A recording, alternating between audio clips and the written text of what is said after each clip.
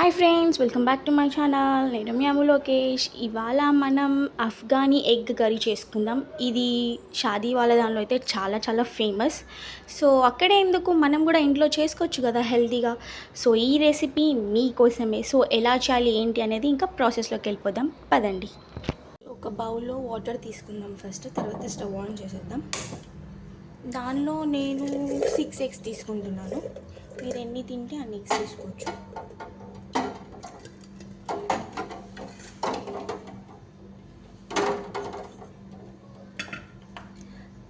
And దీనిలోనే కొంచెం salt వేసుకుందాం, అయితే తొందరగా పొట్టు వచ్చేస్తుంది కదా, అందుకే. సో దీన్ని బాయిల్ అయ్యేదాకా మనం ఇక్కడ పెట్టేద్దాం. నెక్స్ట్ మనం మసాలా పేస్ట్కి వెళ్ళిపోదాం, పదండి. పక్కన ఇంకో దగ్గర ప్యాన్ పెట్టుకొని ఆ ప్యాన్లో కొద్దిగా ఆయిల్ పోసేసుకోండి.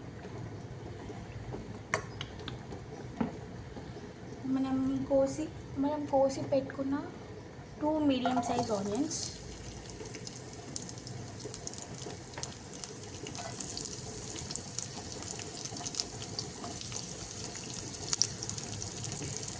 అండ్ 2 పచ్చిమిర్చీలు, అండ్ కాజు, ఇంకా ఎల్లిగడ్డ వేసి మంచిగా కలుపుకోవాలి.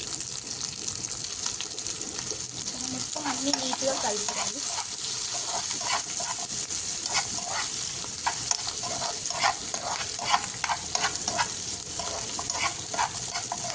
పచ్చి వాసన పోయేదాకా ఫ్రై చేస్తే చాలు, డీప్ ఫ్రై అస్సలు చేయొద్దు.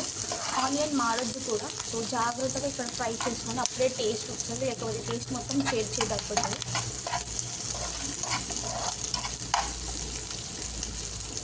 సో చూసారా, రెడీ అయిపోయింది. ఇంకా మనం ఇది జార్లోకి తీసేసుకుందాం, పదండి. తీసుకున్న ఇదంతా ఆనియన్స్ అంటే దీనిలో వేసుకుందాం.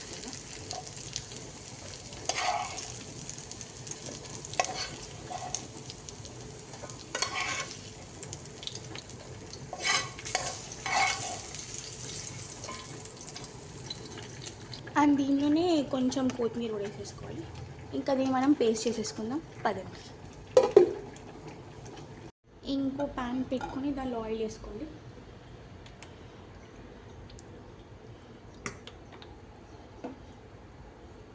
అది కొంచెం హీట్ అయ్యే వరకు ఆగుదాం.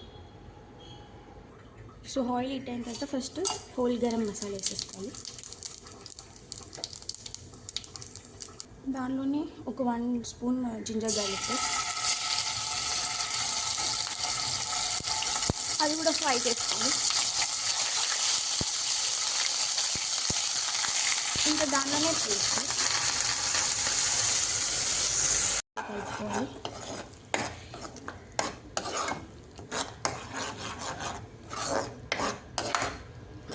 మంచిగా ఒకసారి నీట్గా కలుపుకోవాలి.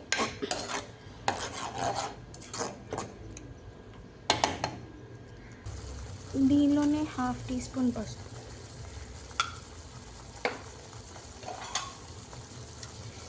1 స్పూన్ వరకు సాల్ట్, ఒకసారి కలుపుకుందాం.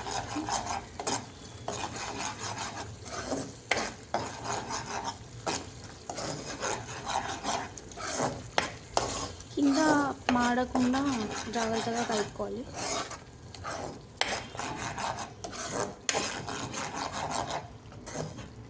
2 స్పూన్స్ పెరుగు, దీన్ని కూడా ఒకసారి మంచిగా కలుపుకుందాం.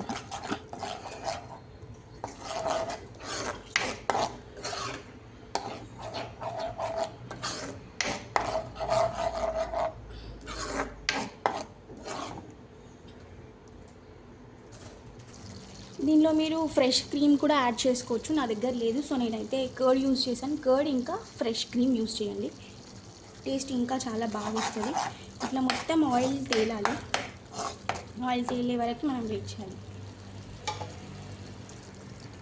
1/2 గ్లాస్ వాటర్ వేసుకోండి.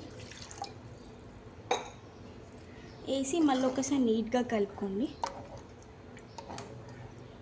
1/2 to 1 గ్లాసే పడుతుంది, ఎక్కువ పట్టదు. సో ఒకసారి ఇక్కడ చూసుకొని వేసేసుకోండి. అండ్ ఆయిల్ తేలే వరకు వదిలేస్తే మనం పక్కన ఎగ్స్ ఫ్రై చేసేసుకుందాం అప్పటిలోపు. ఇంకో ప్యాన్ పెట్టుకొని ఆల్రెడీ మనం దీనిలో ఆనియన్స్ ఫ్రై చేసుకున్నాం కదా, సో కొంచెం ఆయిల్ ఉంది. ఇంకా ఈ ఆయిల్లోనే మనము ఎగ్స్ కూడా ఒకసారి ఫ్రై చేసేసుకున్నాం. సరే, సో మనం బాయిల్ చేసి పెట్టుకున్నాం.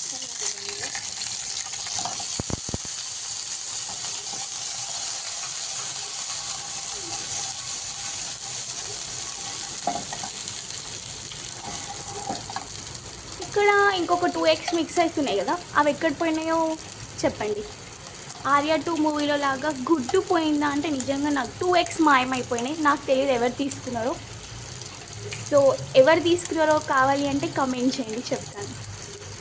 ఇట్లా మంచిగా సాట్ చేసేసుకోవాలి ఎగ్. అదే ఎక్కువ డీప్ ఫ్రై చేస్తే బాగుండదు, ఇంతే. ఓకేనా, ఇంకా స్టవ్ ఆఫ్ చేసేసుకుందాం. ఇంకా మనం మసాలా సైడ్ వెళ్ళిపోదాం పదండి. ఇంకా ఆల్మోస్ట్ రెడీ అయిపోయింది. మనం దీనిలో ఇప్పుడు కొంచెం గరం మసాలా, ధనియాల పొడి కలిపిస్తాం. ధనియాల పొడి, ఇంకా గరం మసాలా ఇప్పుడు ఒకసారి కలిపిద్దాం.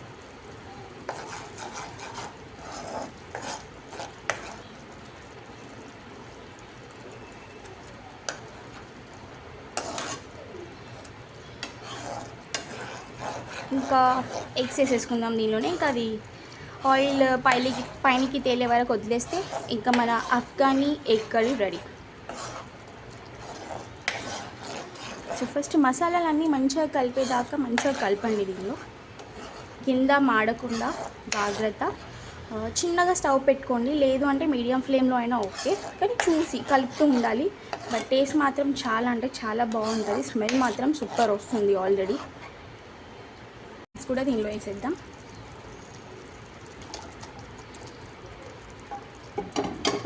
ఇప్పుడు ఒకసారి మళ్ళీ కలిపేద్దాం. వావ్, ఎగ్స్ ఎంత మంచిగా కలర్ఫుల్గా అయిపోయినాయి కదా దీనిలోకి రాగానే. ఇంకా టేస్ట్ ఎలా ఉంటుందో ట్రై చేసి చూడాల్సింది.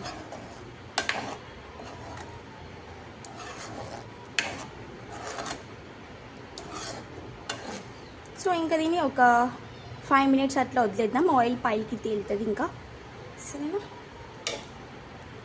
ఆల్రెడీ ఆయిల్ తేలుతుంది. ఇంకా మనం ఆఫ్ చేసేసుకుందాం, లేదంటే మాడిపోతుంది.